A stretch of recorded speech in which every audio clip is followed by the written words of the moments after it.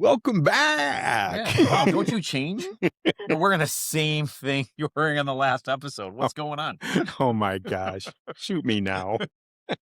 Did you need to borrow some money, buy a new shirt? Oh, crap. Oh, wait. I'm wearing the same thing. By the way, Gosh dang it. Tom owns one shirt. All right. So let's get into it. Another fun topic. I'm tingling.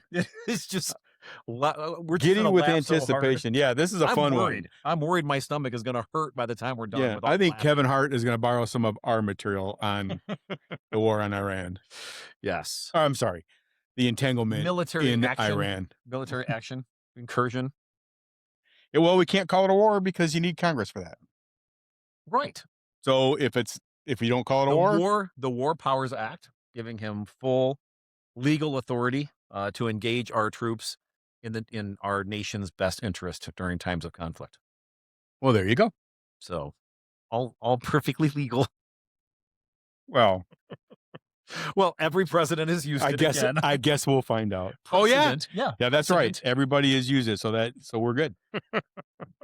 We have found the mixing bowl of commonality and the least common denominator. We baked it all into a little cake. Yes. Let's go to war and bomb some people. We are good at that. When you look at the history, Is there any oil in Iran? A bit. A bit. That is so weird. Okay, well let's talk about all the reasons, because I think is there any oil in Cuba? Start. No, not much. Then why would we? Never mind. That's probably for a different day. It almost touches Florida. 90 miles. It is not much. It is not much. A rubber boat ride away. So when we look at the justification for the incursion, for the conflict, I think it's pretty much universal. You look back at the past 4, 5, 6 presidents, all of them have stated unequivocally that we cannot allow Iran to get nuclear weapons. When you look at the nuclear club, all the different nations that have nuclear weapons, they're people that are, by and large, responsible players in the world stage. Iran has never been that. It's the single largest sponsor of state terror in the world.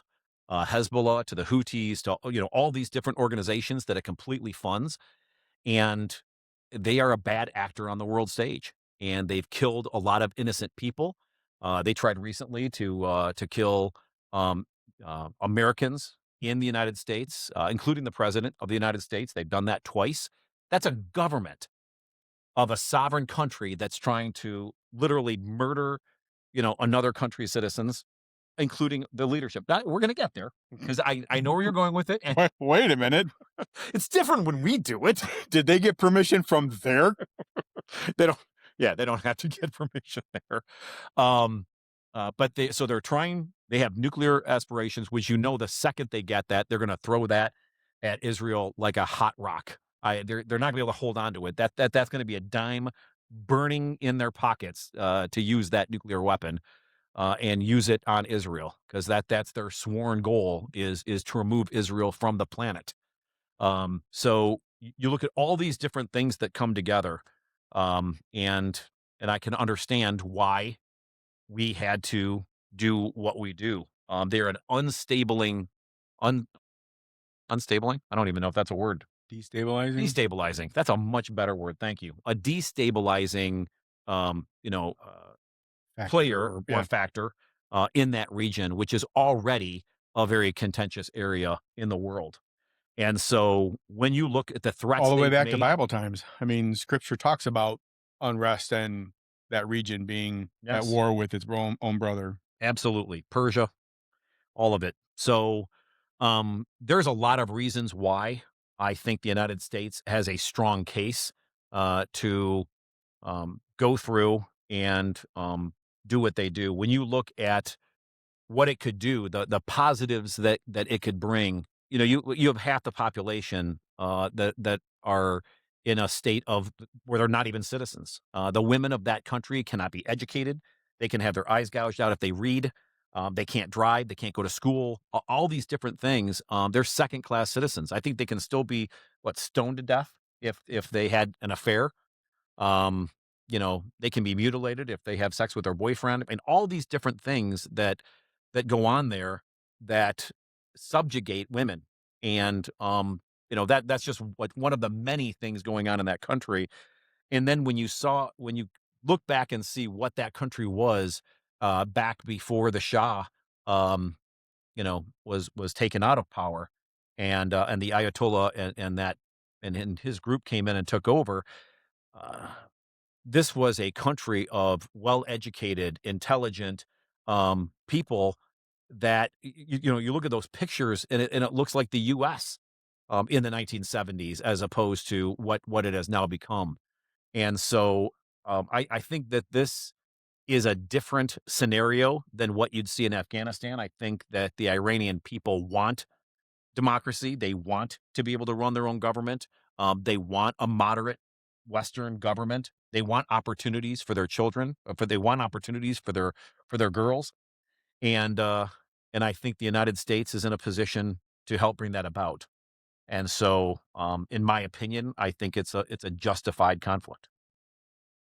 So two things on that. Number one, um, do they want it or do we want them to want it? Would be my question is who are we talking to in societal circles over there that are pleading for us to come in and right their ship for them would be my question. And the second question is, and it always goes back to everything that we've talked about over these last few weeks. It's not so much the end goal that I question. Yeah, we don't want bad actors to have nuclear capabilities. I don't think that suits anybody's best interest, especially in that region.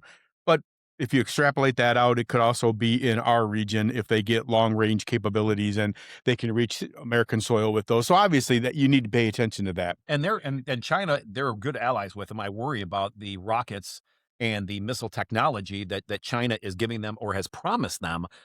Where China and Russia yes, absolutely, are backing Iran in this entanglement or in- military incursion, incursion. I want to make sure I get my conflict, in military conflict that yeah. works too. Well, it works. The other thing is, to that same point, it's not the end result that I struggle with. It's not the goal at the end. It's the means by which we get there that I am challenged by.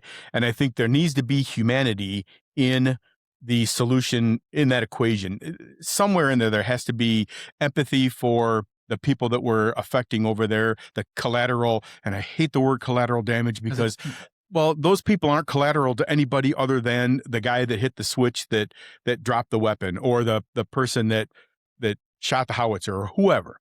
So to use that term is Innocence. I think you can use the word innocence. yeah, there are people whose lives are changed forever by the fact that we are going over there to inflict a regime change and by hitting their compound and killing all of their leaders, we've effectively created a regime change. I don't think it's going to be different, but it's going to be. I mean, I don't think it's going to operate any differently. It'll have a different Ayatollah. It'll have a different commander, but I think it not much will change in the short term. And I know that, like I said, the goal has to be paying attention to their nuclear plur, plur, Proliferation, well, no, development. stop helping. Jackal. Is it a jackal? I think it's a jackal. It looks like a jackal. Mike.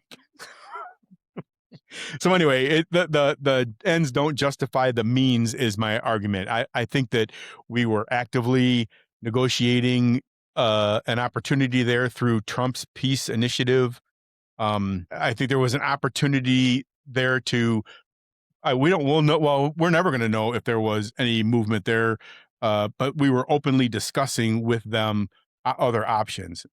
I know that they've said that any option that includes them not being able to secure their own weapon and the raw chemicals needed, and but that's what everybody says a negotiating table. If anybody knows how to negotiate the best deal ever, it would have been Trump. I mean, he wrote a book about it. I've read it. Everybody go. It's a great bathroom read. Yeah, If you want to borrow it. it's great for something in the bathroom. Yes. I'll say this though. First off, to go back to an earlier point of yours, and that is how can you tell that people are excited about it? And I would say the incredible outburst of support from the Iranian people themselves, both living in the United States and in Europe, but also the individuals that were celebrating in Iran that could, I don't think it was widespread, but I know they went through and tore down a statue of the Ayatollah.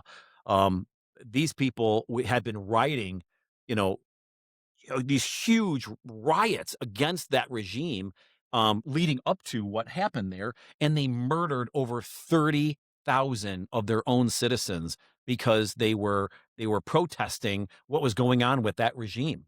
And and so when you see people dancing and you see Iranians doing the Trump dance, and again, I'm not trying to make this a Trump thing with that piece, but it was just celebrating the fact that finally somebody is doing something about it. All these American presidents before that said Iran cannot have a nuclear bomb under any circumstances did nothing to stop them. You can sign whatever peace accords you want. You can sign whatever agreements. We did it many times. The West, specifically England, did with Germany back in the 30s, and Hitler would go through and sign all those agreements, and they meant nothing. He didn't plan on abiding by any of these agreements, and that is the way that Iran has been dealing with the West for years. Delay, delay, delay. Build up your arsenal. Build up, your nuclear ambitions. Do all that stuff, and no one's going to do anything to stop you. And I hate to say it, but what Trump did was cut through the BS, and he did something about it. And he is now taking action that can actually stop Iran from achieving their nuclear ambitions. And at the same time, I hope, bring about the regime change that is needed. And if we stopped the war now, then yes, it could be a situation where there is no regime change because Ayatollah Son will just take over. It'll be more of the same. They'll just still continue to get both technology and weapon systems from Russia and China, and eventually build themselves right back up. Maybe it'll take them another 10 years, but they'll eventually wind up with with a nuke if there is regime change. And that's why I think Trump is asking for, and the United States military is asking for unconditional surrender so that regime change can happen and elections can be held and people can be democratically elected, and you pull Iran into the world sphere, and they're not going to go willingly. The leaders, not elected leaders, but the leaders of Iran, they're going to fight this, but I believe that it continues the way that it is, which has been a wildly successful military campaign at this point. If it continues this way, and they have no navy, their ability to fire rockets in defense or offensively has been diminished greatly because we're watching everything. Every time they fire a missile, we take out those launching pads, and we've been able to take out a lot of their caches. So it's been a wildly successful with very few fatalities. I think 6 Americans so far, which is horrible. We don't like to see any American soldiers, these heroes, be killed in action. But it has been wildly successful. If we can continue on this course and get to the point where regime change can happen, I think that's a great thing for the region. You can see that by the fact that all of these Gulf nations have responded positively to us. They're helping. I think Iran throwing missiles at him was probably a really poor idea. Taking out civilian targets, taking out malls and airports and stuff like that, killing innocent people is probably not the way to get the rest of the Gulf nations, on your side. But again, the response has been pretty universal. We're getting the backing of Gulf nations in this fight because everybody knows what a bad actor they are. Look at all the damage done by the Houthis, by Hezbollah, by all these Iranian sponsored terror groups, and what they've done to destabilize that area. Just being able to ship stuff anywhere near, the Straits of Hormuz or around the Horn, up by the Suez, all of those terrorist attacks on shipping and on oil tankers and all that stuff. It's destabilizing the world economy. They're a bad actor. And, no, I don't like the fact that the US has to be the world's policeman, but sometimes as the lone superpower, I think the United States is forced to action. And I think this is one of those times. I don't think the being the United States being the police force for the world doesn't bother me as much as it has the feeling of trying to establish this new world order mentality of all these other countries have to have a system in place that benefits us and us primarily, and I think I'm troubled by that. I don't think that's our place. I don't think that's our responsibility.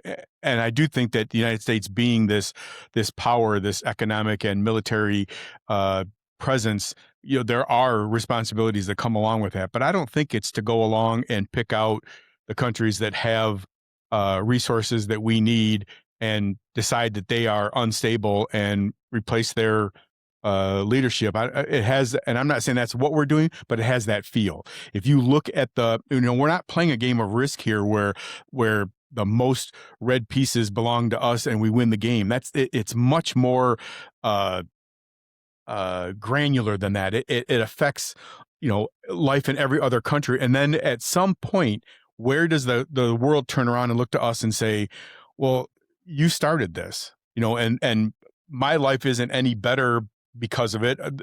If you're looking for stabilization in that region, the Bible tells us that that's not practical thought. That's not. Going back to Isaac and Ishmael, Yeah. it's So if God inspired that word and wrote it down, why do we think we're the ones that are going to go in there? We don't speak their language. You said just an hour ago, or the last time we talked about people not speaking the language. Well, we don't speak their language. We don't live their religion, and there are other things that affect their leadership and how they govern their country that are in play here that we don't understand. Why do we think that a Western government is going to work in that region when everybody around it pushes back against that? Iran's going to be the first one that's going to have a free election democracy, and they're going to live in the middle of all those other countries that don't. How are they going to survive? How are they going to be supported by the countries around them? And has anybody thought, and I'm sure we have, but if you look out, if you take that line and move it out past the initial intent and engagement, and look past that to what's life going to look like for that region 5 years from now, 10 years from now, when we're pulling resources out to support our way of life over here, how does the worldview change as far as how they look at the United States and the role that we play in this new world order, which that's biblical as well. I don't think we're the ones that one world currency and one world order and a supreme leader. If that's where this is, and we've heard, like we were talking about before we started, one of the military's own commanders said that Donald Trump was appointed by God for this time to bring about this Armageddon, and I think he's talking about end times. I don't read in scripture where we're supposed to play a role in that actively. I believe God doesn't need our help to bring about when Jesus returns. He's going to make it happen. Yeah. So why do we think we need to play some active role in that I'm not progress? Sure he was talking end times. I don't. Armageddon only means one thing. You say that. As a Christian, it only means one thing to us. I don't know the context that he was specifically referring to. God appointed Donald Trump to bring about what? The end of this battle? You think that's a I don't know. feasible explanation? I just don't know. I don't know what he's referring to.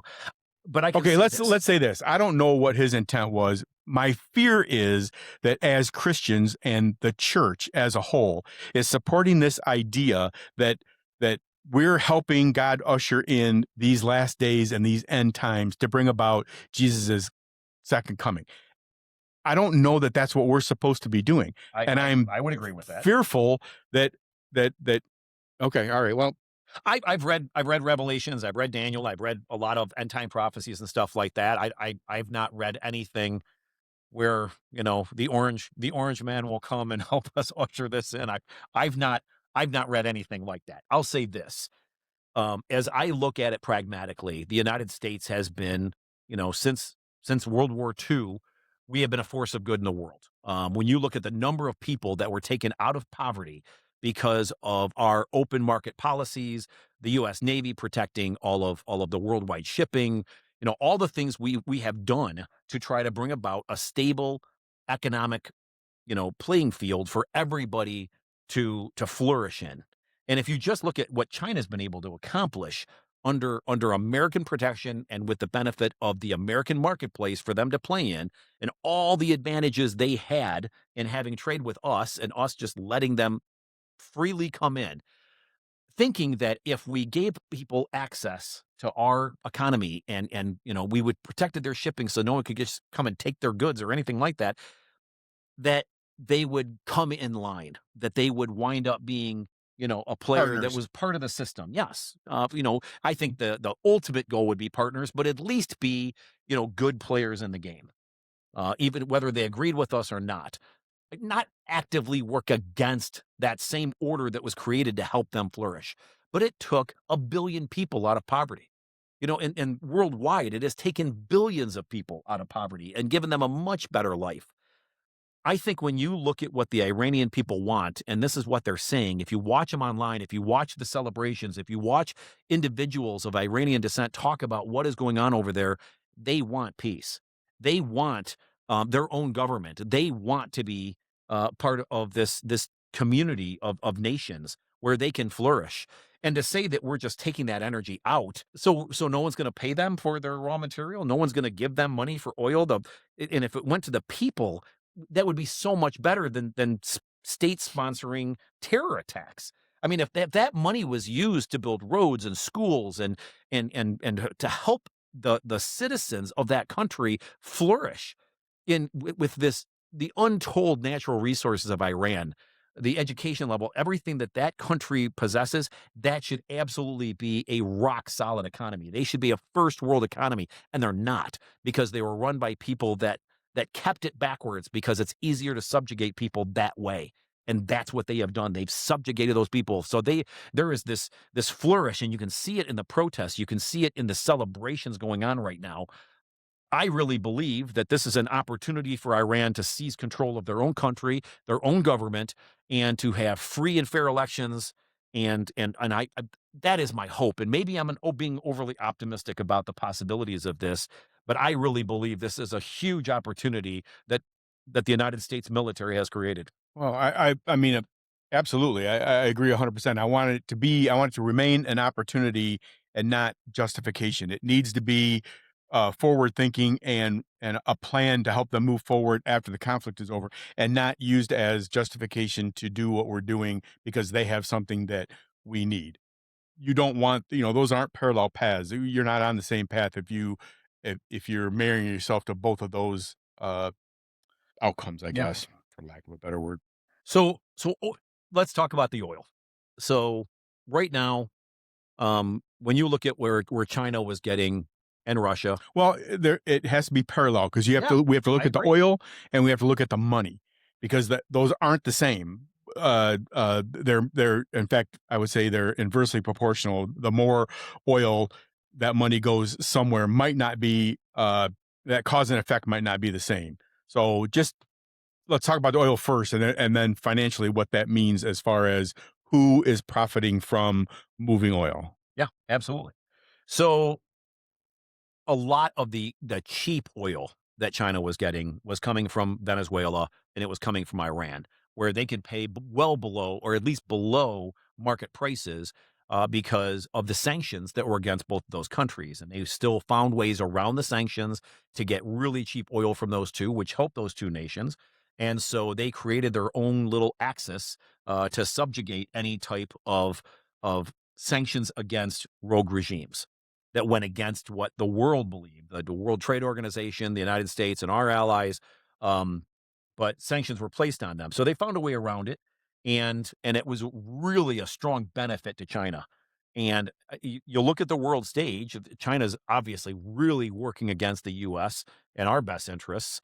They want to take the standard for the currency used to actually move oil around, pay for it, move it, everything like that, out of the standard United States dollar, which helps our economy greatly, especially in managing our debt, and move that over to another alternative, which again really hurts our economy. And now Trump has really taken that away by both what he did in Venezuela and what he is currently doing in Iran. He's kind of removing those pieces, those chess pieces off the board for China. So is this part of a greater plan to isolate and hurt the Chinese economy and kind of remove some of the advantages that they have in the economic war that's going on between China and the United States right now? Okay. So how does that manifests itself as far as moving of oil and the conflict in Iran and Venezuela, and because I feel like there's a few things going on there. There's oil, there's rare earth, um, which I don't know how much I understand. Um, not the what they are, but economically, um, who benefits from who owns the resources and under what country are we mining these materials Well, from? I think that's good. Let's take a moment to talk about that because it's such. I think there's a misnomer when we talk about rare earth metals. These metals are not really all that rare. You find pockets throughout the entire world. The U.S. Really went through and revolutionized processing all of those metals. And these metals are used in a lot of the military, they're used in a lot of chips, they're used in a lot of things, semiconductors, etc. And those things are needed for technology, it's needed for military, it's needed for our iPhones, our iPads, a lot of our stuff. And I think when you look at how this whole thing went down, you create kind of an environmental mess when you process it. It's a very difficult process to take things through.